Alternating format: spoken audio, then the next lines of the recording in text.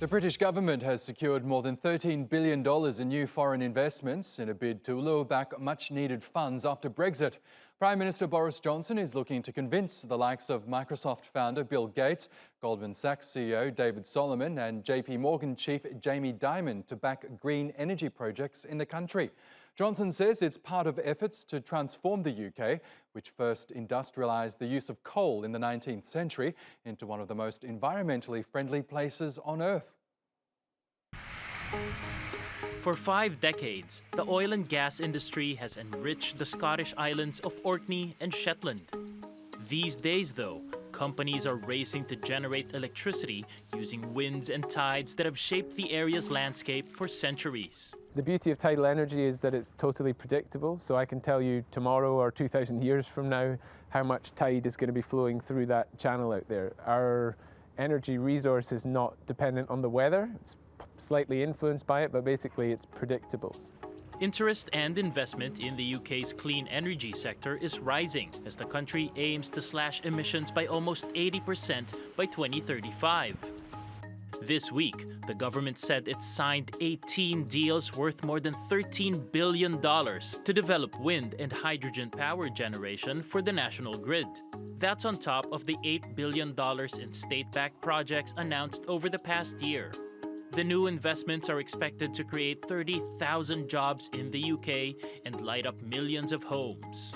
Prime Minister Boris Johnson has also announced a $550 million partnership with Breakthrough Energy, a non-profit organization run by billionaire Bill Gates. What we want to support is direct air capture, long-term battery life, jet zero, and green hydrogen. I think these are all technologies that have massive potential.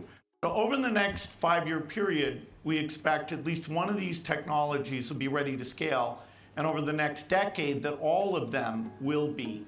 The agreement was announced during a global investment summit in London and comes a day after UK Chancellor Rishi Sunak said the government would start requiring companies to disclose the climate impact of their operations.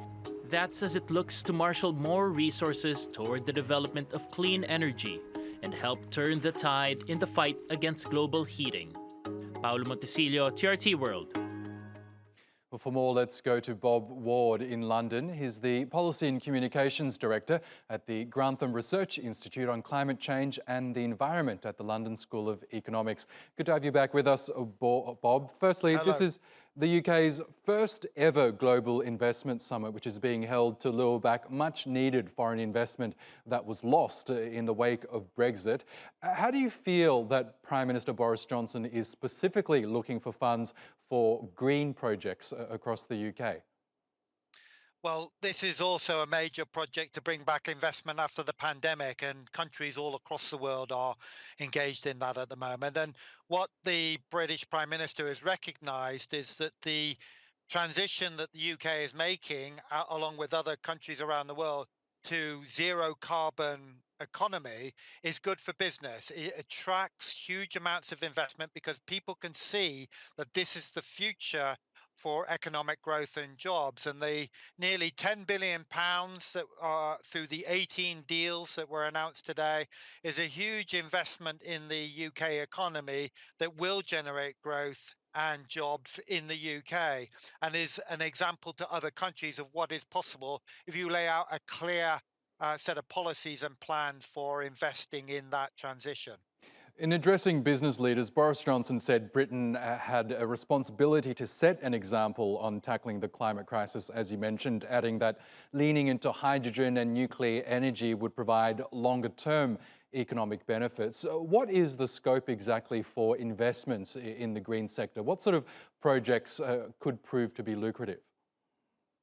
Well, the fact that we need to make investments right across the economy is a reflection of the fact that we're trying to phase out our reliance on fossil fuels. The UK has some indigenous fossil fuel production in the North Sea, but it's in decline, and it is suffering greatly at the moment from its dependence on imports of natural gas, which are in short supply, and the prices skyrocketed, affecting both businesses and households. So these investments can happen right across the economy from energy, where we're replacing fossil fuels with wind energy, with nuclear, with other forms of clean energy, but also in things like hydrogen, which we think will be used in industrial processes, perhaps used to create green steel so that you don't have to use coal for that, but also things like electric vehicles in the transport sector as we seek to phase out petrol and diesel driven vehicles. The UK's transition to renewable energy, though, hasn't been without its problems. We know that as the country has scaled back its reliance on polluting sources of energy, it's relied more on cleaner natural gas in the event that renewable energy simply doesn't produce enough electricity. And that, as we know, has led to this gas crisis that you mentioned. Do you expect that the UK could experience more pain as it continues its transition towards greener energy? Well, the pain that the UK is feeling, along with many other countries in Europe, is entirely down to the dependence of fossil fuels. It is not clean energy that is the cause of this crisis. And indeed, the solution is to speed up the transition away from fossil fuels towards clean domestic supplies of energy, such as offshore wind. The UK has built a world leading offshore wind industry, partly by redeploying people who are used to building offshore oil rigs in the North Sea, are now helping to build and maintain big wind turbines offshore as well. So that transition will not only be good for consumer prices, it will also improve the energy security of the UK. And I think a lot of other countries can see that now as well. Okay, and we know all this is happening ahead of those crucial UN climate talks, COP26, which are due to happen in under 2 weeks over in Glasgow. Do you believe that Prime Minister Boris Johnson is perhaps setting the tone for other world leaders to follow when they do meet in a couple of weeks' time? Well, the UK is demonstrating a very important principle ahead of the summit, and that is that you do not have to sacrifice your economy in order to tackle climate change. The UK has reduced its annual emissions of greenhouse gases by 44% since 1990, and over that period, its economy has expanded by more than 75%.